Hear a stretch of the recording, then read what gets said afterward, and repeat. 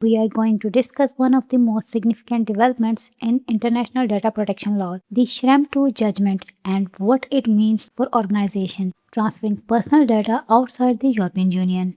Let's start with some background. The Europe and US Privacy Shield, adopted in 2016, Article 45 allowed data transfer to the US. It replaced Safe Harbor, which the first Schrems case struck down in 2015. Privacy Shield relied on US companies self-certifying to privacy principles. It included US government commitments to on-surveillance limits, an ombudsperson for European citizens, and oversight by Department of Commerce and FTC. For 4 years, thousands of companies used it for lawful transfers. Then July 2020 changed everything. Schrems II invalidated Privacy Shield. Fast forward to today, the Europe-US data privacy framework was adopted as new adequacy mechanism. But to understand that, we need to start with Schrems II, ruling that brought Privacy Shield down.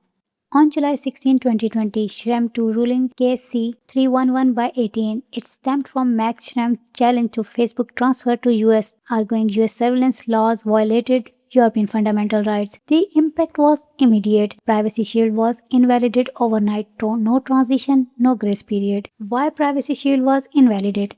Lack of proportionality. US surveillance program not limited to what is strictly necessary. National security requirement given primacy over privacy shield protection. Insufficient safeguards for European data subject. US law does not provide protection essentially equivalent to those in Europe. Violate Charter of Fundamental Rights Article 7 and 8. Privacy and data protection. Lack of effective remedies. No actionable rights for European individuals against US authorities. Ombudsperson mechanism inadequate. Not independent. Cannot adopt binding decisions. The court rejected the idea that European data can safely be transferred to US under Privacy Shield. Standard contractual clauses are still valid, but not enough on their own. You must assess whether SCCs can actually be followed in the destination country. You need to evaluate local surveillance laws and government access powers. You must ensure the data gets protection essentially equivalent to Europe. If needed, add supplementary measures, technical, organizational, or contractual. If you can't ensure adequate protection, you must stop the transfers. SCC binds the parties, but not foreign governments. So every transfer need a case-by-case assessment. Legal obligation for data exporters and importers. Schrems II create concrete duties for both exporters and importers. Exporters must map all transfers, run a transfer impact assessment for each country, and identify any risk. They must add supplementary measures when needed and document every decision. If adequate protection cannot be ensured, they must suspend the transfer. Importers must alert exporters if they can't comply with SCCs. They must disclose any laws that block compliance and notify exporters of government access requests when allowed. They help assess their local legal framework, maintain strong security, and ensure European individuals keep their rights. Supervisory authority can suspend transfers under Article 58 if protection is not sufficient. Compliance is a shared responsibility. Exporters and importers must work together.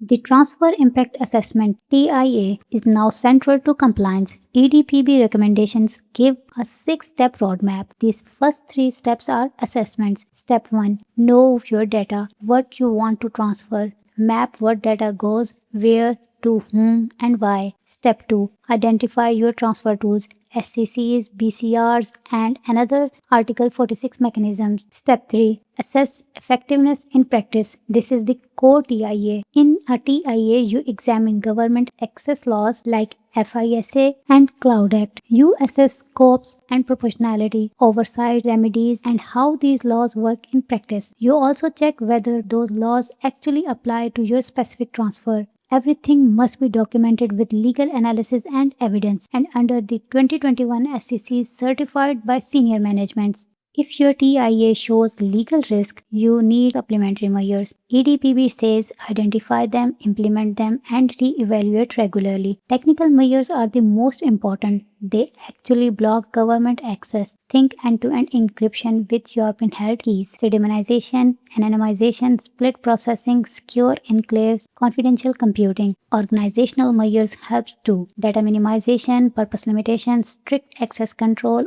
audits, and sometimes localization. Contractual add-ons, transparency duty, notice of government request, obligations to challenge unlawful demands, audit rights. But organizational and contractual steps alone are not enough. You need real technical safeguard. If data must be in clear text, you can't protect it. SCCs won't work. If no effective supplementary measures exist, this transfer must stop. No exceptions.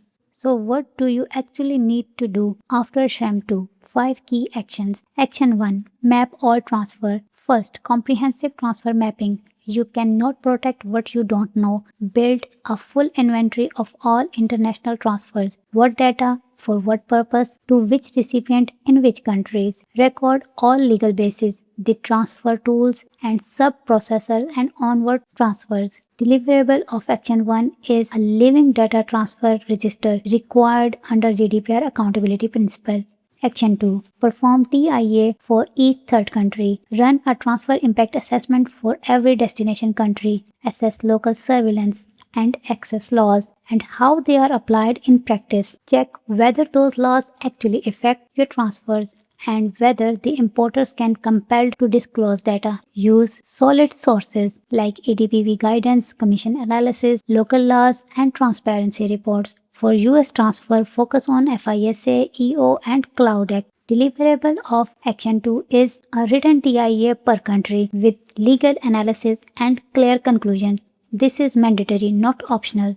Action 3. Implement supplementary measures. Next, implement supplementary measures based on your TIA findings. Prioritize technical safeguards, end-to-end encryption with Europe-held keys, pseudonymization, data minimization, split processing. Add organizational and contractual measures, but remember, they are not enough on their own. Test the measures, verify the work, and document your reasoning. If no effective technical measures exist, the transfer must stop. Action 4. Update or replace your SCCs. Use the new latest SCCs. Choose the right module. C2C, C2P, P2P, and P2C. Complete Annex 1 Transfer Details, Annex 2 Security Measures, and Annex 3 Supplementary Measures. Clause 14 requires a documented assessment of destination country's law, certified by senior management. Same rules apply to BCR. You still need TIA and supplementary measures. Deliverable are a fully updated contractual framework aligned with Schrems II.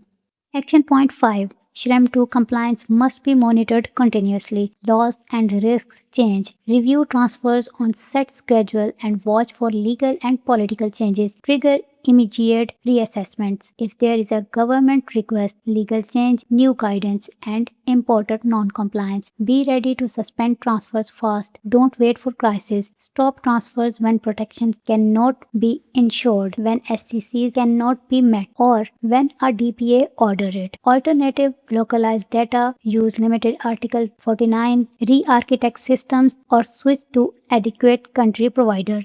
No TIA is required for countries with European adequacy decisions. Adequate countries include the UK, Japan, Korea, Switzerland, Canada, and others. Since 2023, the US is adequate only for organizations certified under the Data Privacy Framework. Adequacy can be challenged. Safe Harbor and Privacy Shield were both struck down. If a country is not adequate or US company is not DPF certified, you must use SCCs plus TIA. Compliance checklist. Here's the core Schrems II checklist. Privacy Shield is gone. Only DPF certified US organizations benefits from the 2023 adequacy decision. Always verify certification. Map all international transfers and maintain a live transfer register.